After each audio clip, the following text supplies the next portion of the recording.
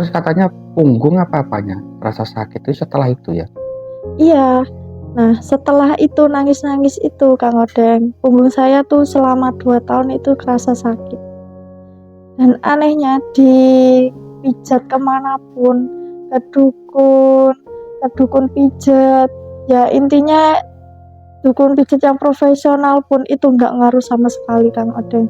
Saya sudah berobat kemana-mana sama punggung saya, katanya gini, itu tetap nggak ada apa-apa, nggak ada hasilnya sama sekali. Maksudnya rasanya punggungnya itu gimana? Rasanya tuh kayak sakit banget Kang Odeng, kayak gimana ya? Bukan saraf, kecepit apa-apa kayak Bukan, dari dukun profesional, dukun pijatnya itu nggak ada saraf kejepit sama sekali.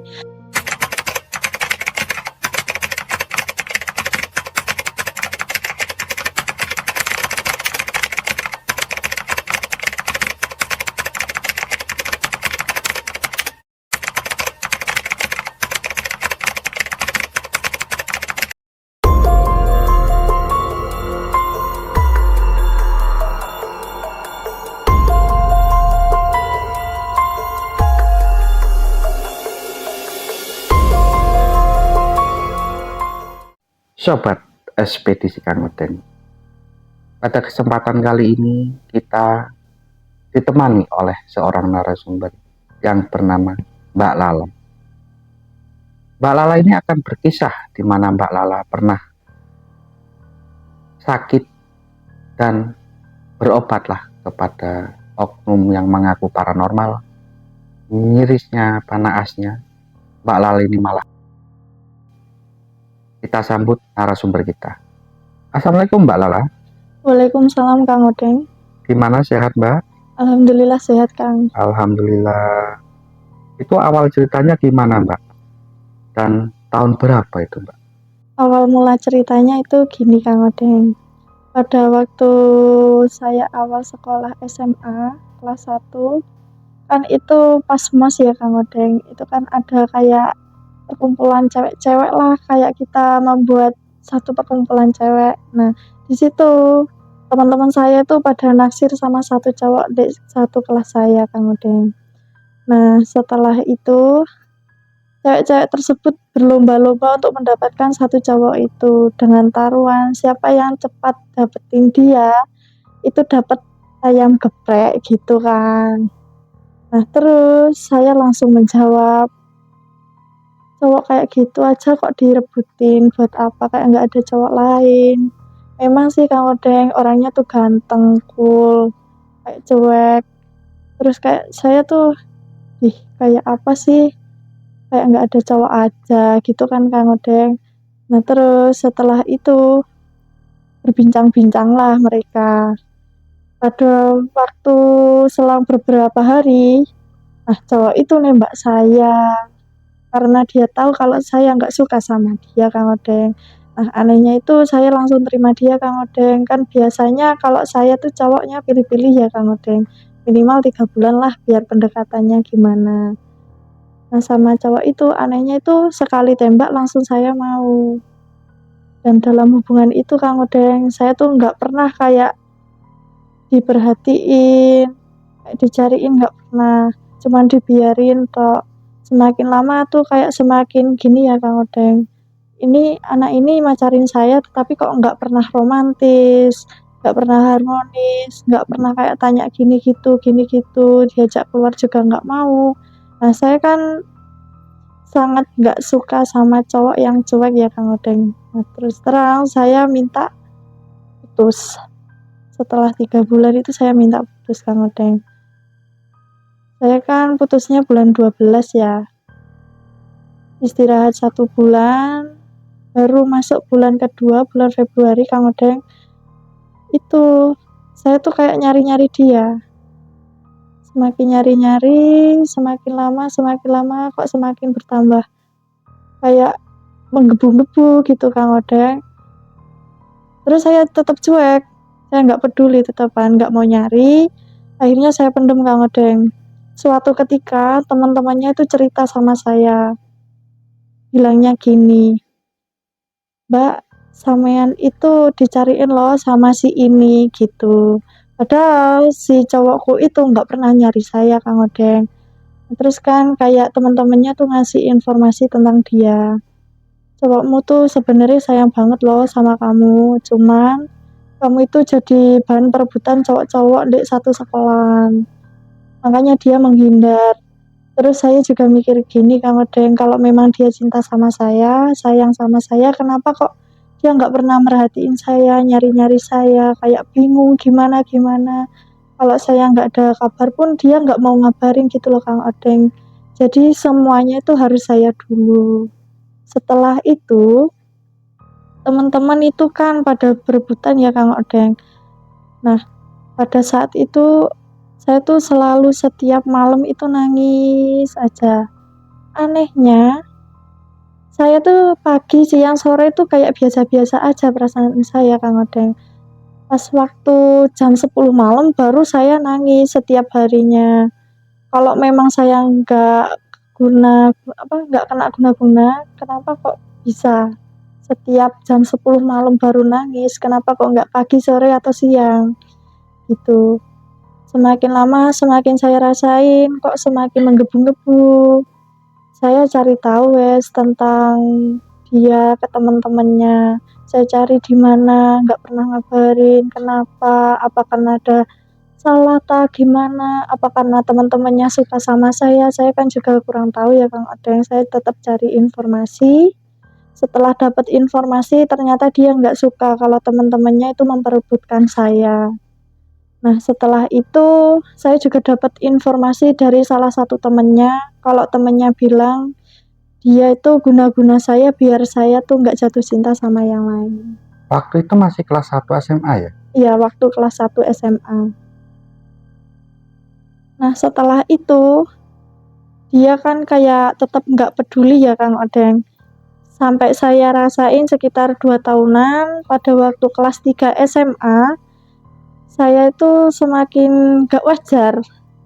Nangisnya tuh kayak semakin kayak orang gila, mencari-cari dia, tetap intinya mencari informasi, menggali informasi tentang kehidupannya di rumah kayak gimana, sama orang tuanya kayak gimana.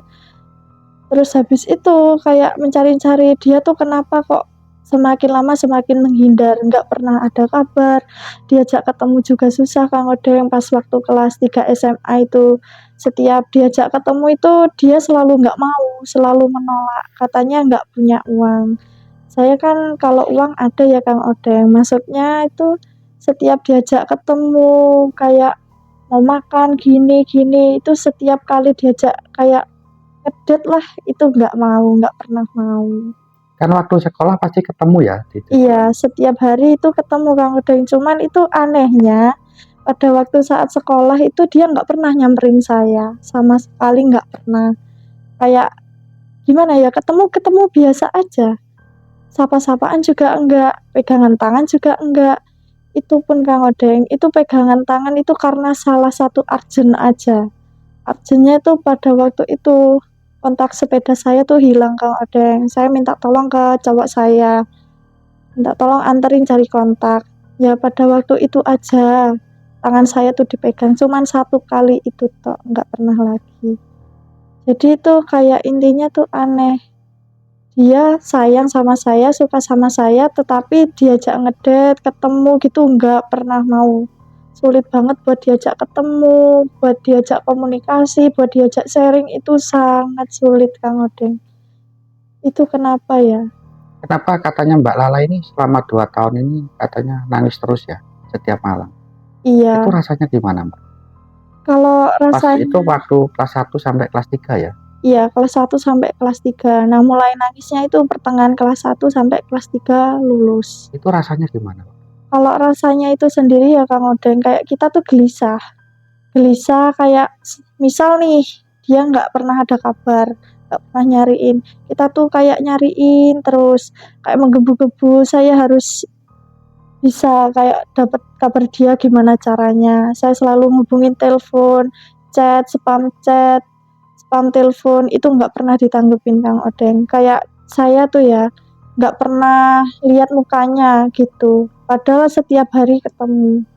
Kalau saya nggak lihat muka dia, saya tuh selalu nangis. Kalau dia nggak pernah bales chat saya selalu nangis aja, dan anehnya itu cuman setiap jam 10 ke atas. Jadi jam 10 malam ke bawah itu kayak ya sudah nggak ada perasaan apa-apa, kayak biasa-biasa aja, cuman itu nangisnya jam 10 ke atas Kang Odeng.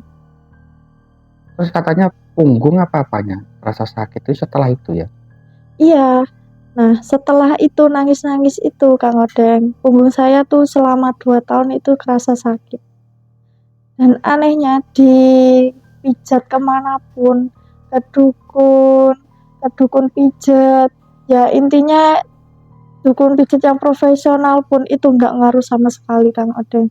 Saya sudah berobat kemana-mana sama punggung saya, katanya gini, itu tetap nggak ada apa-apa, nggak ada hasilnya sama sekali. Maksudnya rasanya punggungnya itu gimana? Rasanya tuh kayak sakit banget Kang Odeng, kayak gimana ya?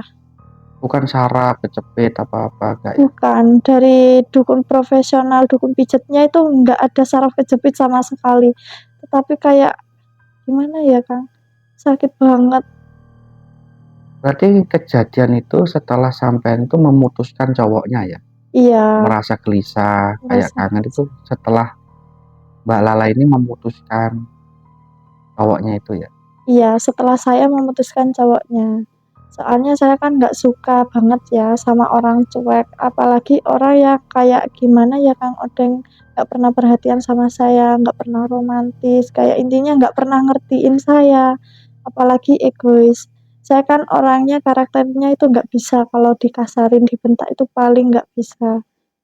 Saya tuh gimana ya Kang Odeng, gampang nangis, apa-apa nangis, kalau diem itu marah, nggak pernah kayak marah-marah kayak cerewet gitu, nggak pernah Kang Odeng. Saya tuh marahnya diam, cuman bisa diam, pendam sendiri sama nangis.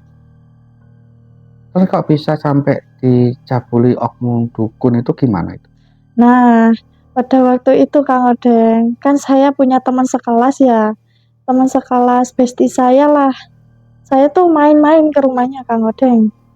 Nah, saya main-main ke rumahnya, kok kayak dukun praktisi ya. Terus akhirnya suatu ketika sudah lama sering ke situ Kang Odeng, saya tuh kayak ngerasa aneh. Akhirnya saya berkonsultasi sama bapaknya Kang Odeng. Nah, bapaknya itu Bapaknya temannya Mbak Lala, iya teman satu temen sekolah lah ya? iya teman satu sekolah, teman satu kelas, saya berkonsultasi sama bapaknya teman saya. Nah, setelah saya konsultasi, saya curhat-curhat panjang lebar Kang Odeng. Nah, ada solusi. Nah, dari situ solusinya itu sudah kayak dijelaskan ke saya, Mbak, ini kayaknya Mbaknya nggak sewajarnya deh. Ini kayaknya Mbaknya kena pelet sama si cowok ini. Soalnya Mbaknya sampai sekarang masih kayak gini, itu pun dalam jangka waktu yang lama. Seumpama kalau Mbak mau sembuh, ada syaratnya Mbak.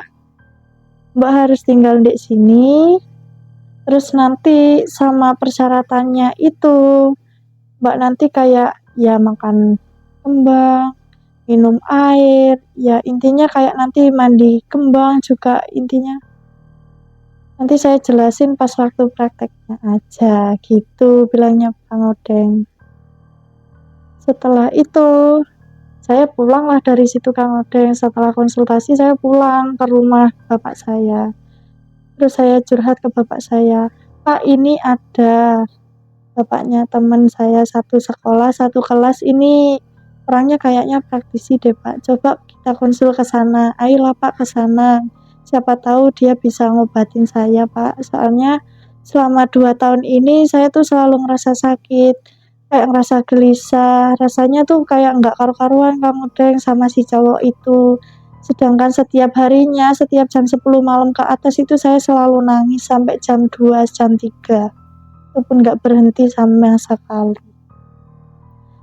Terus saya curhat-curhat sama bapak saya Kang Odeng, terus bapak saya juga semakin curiga, kenapa kok bisa anaknya selama 2 tahun itu nangis-nangis tok.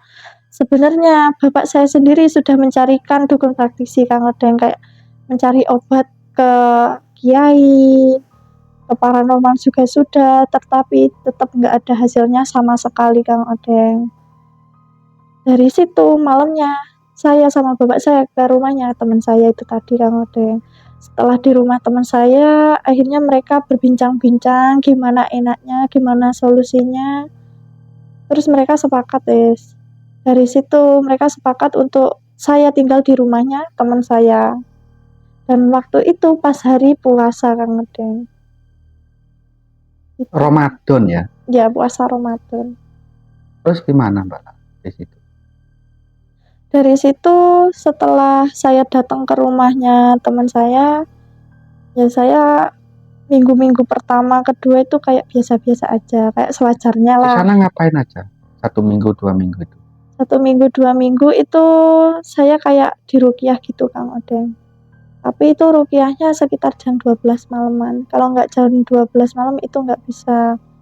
Kayak mereka tuh memperjelas gimana, Mbak sampean itu gini gini gini gini dan gini. Nah solusinya Mbak tuh harus gini gini gini.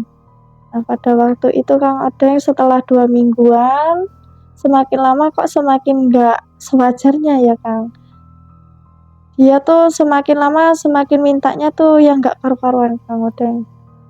Kayak sampai harus ngelepasin baju, harus mandi kembang, itu pun mandi kembangnya juga gimana ya Kang Odeng, bukan istrinya yang mandiin, tetapi bapaknya itu yang mandiin.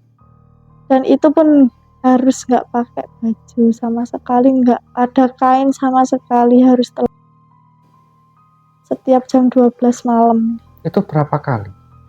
Dalam waktu 2 minggu itu mandinya sekitar sudah 4 kali. 2 minggu itu 4 kali? 4 kali mandi Itu kembang. dimandikan di kamar mandi apa di sungai apa di kamar ruangan khusus itu? Kalau dimandikannya itu di kamar mandi.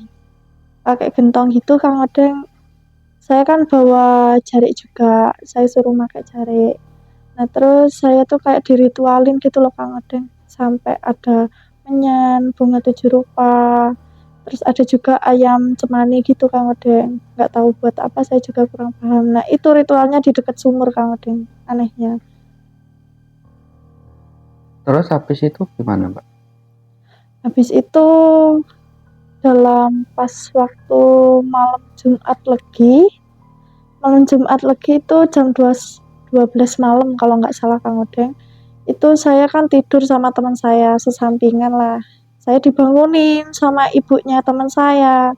Katanya mau diobatin, mumpung pas malam Jumat Legi.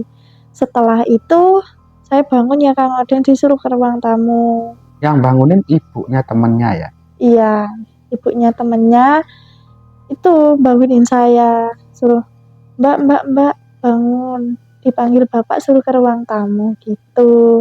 Saya bangun ke ruang tamu Kang Odeng. Di sana saya setelah berhadapan dengan bapaknya itu nggak tahu bapaknya baca apa, saya juga kurang paham ya Kang Odeng. Habis itu saya suruh minum air kembang yang ada di gelas, dan kembangnya itu isinya bunga mawar, kantil, melati, sama kenanga. Tuh saya suruh minum airnya, sama saya suruh makan melatinya itu 5 biji Kang Odeng. Katanya bapak teman saya itu di depan itu ada kayak sejenis perewangan dukun itulah buat nyakitin saya gitu. Ya saya kan namanya orang awam ya Kang Odeng, nggak tahu apa-apa ya, saya ngikut aja, saya makan, saya minum itu. Nah terus setelah itu Kang Odeng, itu kok semakin gak wajar ya, kayak saya suruh ngelepasin baju, suruh kayak dia tuh kayak gimana ya Kang Odeng, gak sewajarnya lah ke saya, perlakuannya itu gak kayak ngobatin, tapi kayak orang yang cuman hanya melampiaskan hawa nafsunya aja gitu Kang Odeng. Terusan itu semakin lama, kan itu sekitar jam setengah satuan ya Kang Odeng. Istrinya itu loh, padahal ada di belakang saya, di belakang kursi, tetapi istrinya hanya diem. Istrinya dukunnya tadi ya? Iya, istrinya tuh diem Kang Odeng. Kayak gimana ya, masa iya suaminya gini-gini ke pasien kok diem aja gitu loh Kang Odeng. Nah setelah itu, saya tuh kayak ngerasanya setengah sadar Kang Odeng. Disuruh apa-apa itu kayak ya udah ngikut aja. Padahal saya tuh juga tahu kalau saya suruh gitu. Jadi panjenengan itu suruh telanjang, itu Ngerti. telanjang. Tapi ngikutin aja Iya perintah kayak dari ngikutin aja manut alurnya gitu Kang Odeng. Setelah dari ruang tamu, saya disuruh masuk ke kamar. Dan saya suruh masuk ke kamar Kang Odeng. Ya disitulah penimbulan yang bikin saya trauma sampai saat ini Kang Odeng. Terus di dalam kamar itu gimana, Mbak Lala? Kayak selayaknya berhubungan suami istri Kang Odeng. Maksudnya Mbak Lala ini kan sadar waktu itu, Setengah sadar. setengah sadar. Iya. Terus di dalam kamar itu apa yang dia suruh? Ya kayak misal nih, Mbak kamu harus gini ya. Ini syaratnya nanti diolesin ke punggungnya mbaknya. Ya diceritakan aja, apa aja diceritakan, nggak usah dipakai bahasa isyarat ya, nggak apa-apa. Nanti kita bantu di situ ya. Iya. Kan pada waktu setelah masuk kamar ya Kang Odeng. Nah di situ disuruh tiduran. Saya suruh tiduran, dibacain apa saya juga kurang paham ya Kang Odeng. Sama dukunnya tadi disuruh tidur. Ya suruh tiduran. Setelah itu ya dukunnya itu kayak melakukan selayaknya hubungan suami istri ke saya. Maksudnya ngomongnya gimana waktu itu? Kalau ngomongnya tuh kayak kamu di atas saya. Soalnya Amit ya Kang Odeng, dia kan nggak sempurna, nggak bisa jalan. Jadinya saya yang suruh di atas. Gitu. Dia mintanya kayak selayaknya hubungan suami istri gitu. Sedangkan saya tuh ya Allah, saya nggak pernah kayak gitu Kang Odeng. Saya tuh kayak polos-polosnya orang yang nggak tahu, memang nggak tahu apa-apa. Saya tuh dipaksa di situ Kang Odeng kayak. Secara kan Mbak Lala ini berobat ya. Iya. Namanya berobat kan pasti apa yang disuruh oknum dukunnya ini ngikutin karena Mbak Lala ini pengen sembuh dari penyakitnya ya. Iya, pengen sembuh. Terus pasti ya dia bilang, kenapa Mbak Lala kan masih tanya, kenapa harus Enggak, saya tuh anehnya itu saya diem aja Kang Odeng. sampai di dalam kamar tadi ya? Iya, saya Terus diem di dalam aja. kamar itu katanya sampai suruh apa? Iya, Itu suruh. gimana perintah dari sosok beliau itu, orang dukun ini? Kalau perintahnya tuh gini, ini harus sampai keluar, bisa diolesin ke punggungnya mbaknya biar sembuh. Soalnya di punggung mbaknya ada cacing pitanya gitu. Nah anehnya saya tuh kayak gimana ya Kang Odeng, kayak ya sudah kayak diem aja, kayak nurutin apa yang dia mau gitu loh Kang Odeng. Jadi itu sampai keluar punya tadi. Iya sampai keluar. Itu terus maninya dioleskan ke punggung Mbak Lalanya. Tapi gak sampai berhubungan gitu.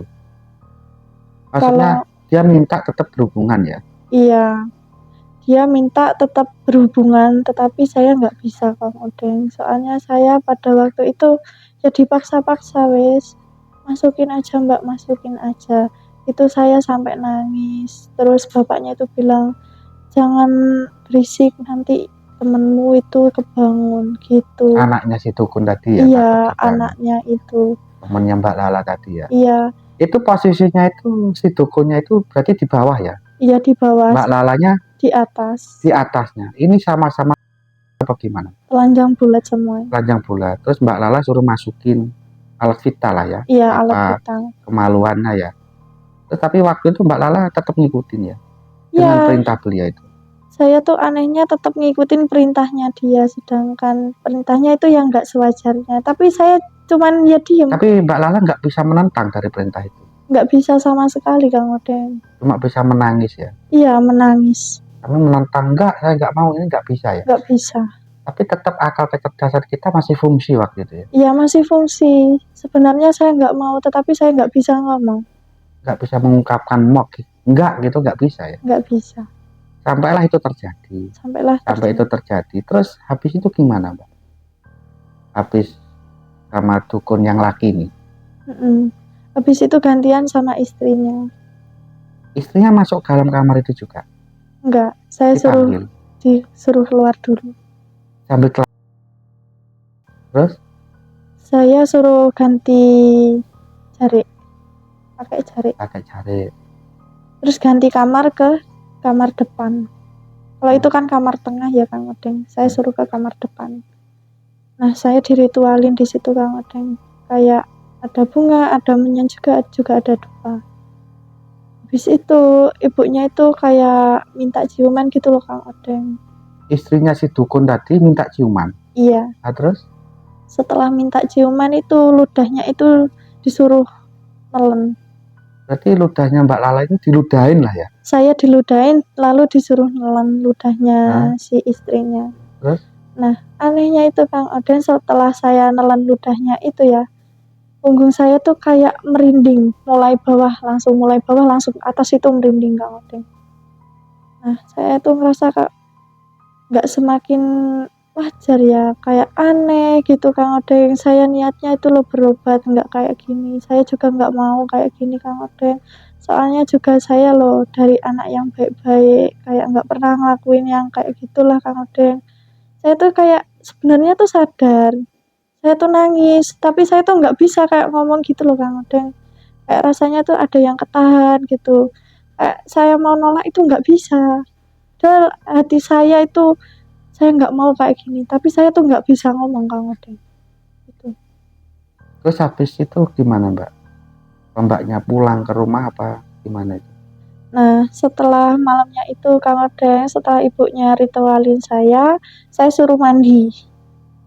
Suruh mandi sama kembang itu tadi. Suruh mandi kembang, setelah mandi kembang saya tidur. Kan pada waktu itu saya masih sekolah Kang Odeng. Jadi saya tidur, saya bangun jam 5 pagi. Setelah bangun jam 5 tuh kayak mereka tuh selama 2 mingguan ya Kang Odeng, itu kayak saya dijadikan membantunya lah.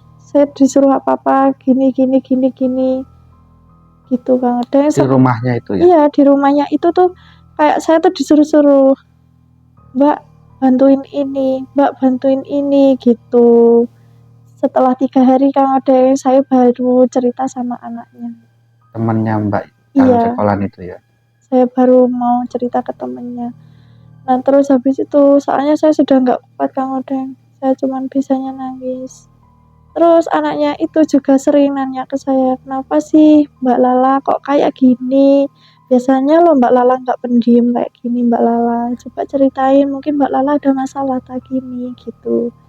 Akhirnya saya cerita sudah Kang Odeng sama teman saya itu tadi, saya cerita keluh kesahnya gimana. Terus teman saya itu tadi bilang, kan Mbak Lala sudah saya bilangin Mbak Lala pulang aja, tetapi Mbak Lala masih tetap di sini, kayak kekeh nggak mau pulang. Itu kenapa Mbak Lala? Padahal saya kasihan loh sama Mbak Lala kayak gini. Kayak kesannya tuh Mbak Lala sekarang itu dimanfaatin orang tua saya. Memang kalau rezekinya Mbak Lala yang buat orang tua saya tuh nggak kurang-kurang gitu katanya. Nggak apa-apa Mbak Lala pulang aja. Tetap kayak anaknya tuh maksa saya buat suruh pulang, tetapi saya nggak bisa nolak. Saya tetap pengen tinggal di situ karena saya mau sembuh. Soalnya bapaknya bilang gini Kang Odeng, kalau Mbak di rumah ini Mbak aman, tetapi kalau Mbak keluar dari rumah ini nanti Mbak sakit-sakitan gitu. Kalau di rumah ini lo sudah dipagerin nggak bakalan bisa barang kayak gitu masuk ke rumah sini gitu Kang Odeng. Tapi dalam waktu itu nggak ada pengancaman jangan bilang-bilang sama siapa-siapa begini, nggak ada ya? Ada. Gimana itu kata-kata si oknum dukunnya ini? Kamu jangan sampai bilang ke anak saya, apalagi ke orang tuamu tentang masalah. Masalah mau dicapai. Nggak boleh cerita ke siapa-siapa Kang Odeng.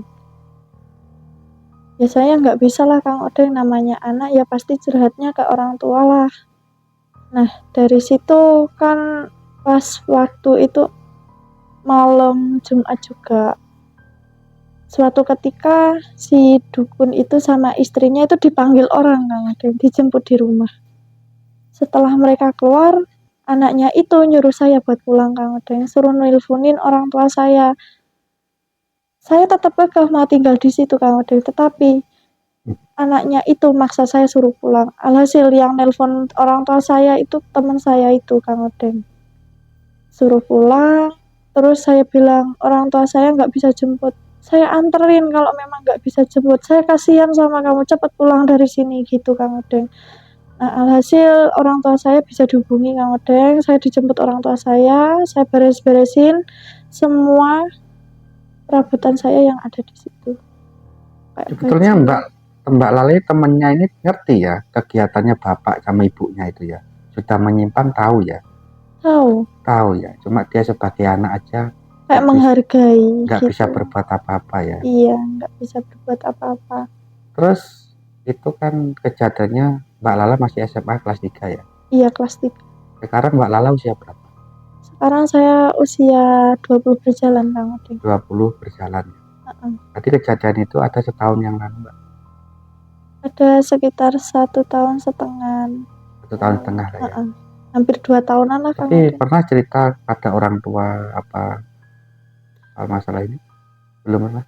Sudah pernah cerita Kang Odeng. Ke orang tua.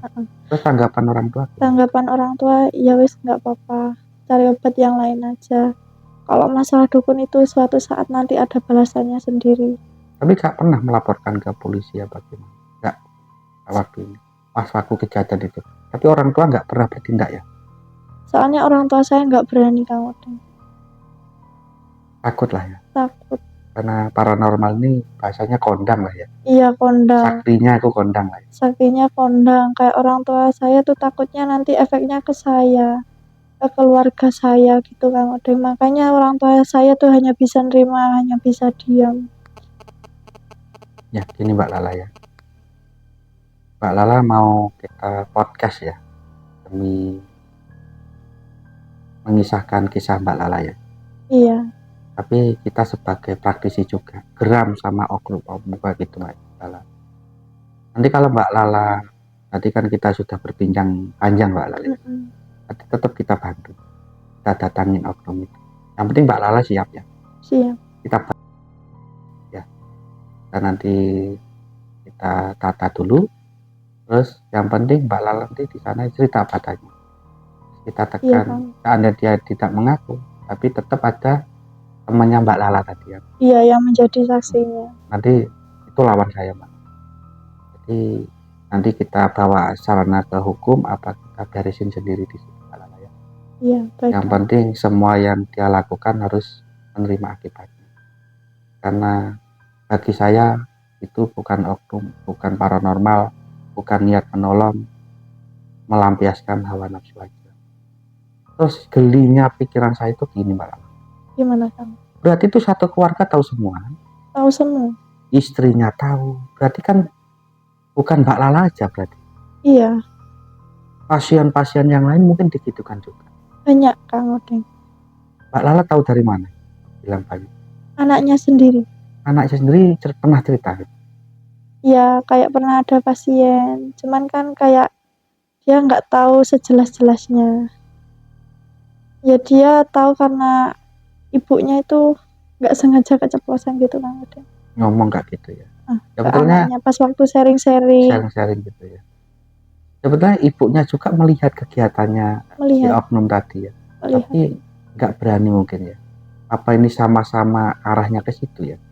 Ya kayaknya kerjasama sih Kang Odeng. Kalau memang nggak berani itu juga nggak mungkin. Soalnya istrinya yang nyuruh, dia yang lakuin gitu kan juga nggak mungkin Kang Odeng. Iya ya. Ya mungkin orang tua Mbak Lala itu takut. Mungkin paranormal ini ya saya sudah dikasih tahu Mbak Lala ya. Iya. Dari rumahnya, namanya mungkin juga kondang lah di daerah situ. Makanya kita itu kalau membela kebenaran kita nggak memikirkan dia kondang, bisa terbang, bisa jadi raksasa, kita nggak mikir ya. Iya, penting kalau itu benar kita tabrak, kita terak nanti ya. Iya. Ya. Terima kasih Mbak Lala telah mengisahkan kisahnya di sini. Kita dari tim Ekspedisi Kang Odeng mau pamit undur diri. Assalamualaikum warahmatullahi wabarakatuh. Waalaikumsalam warahmatullahi wabarakatuh.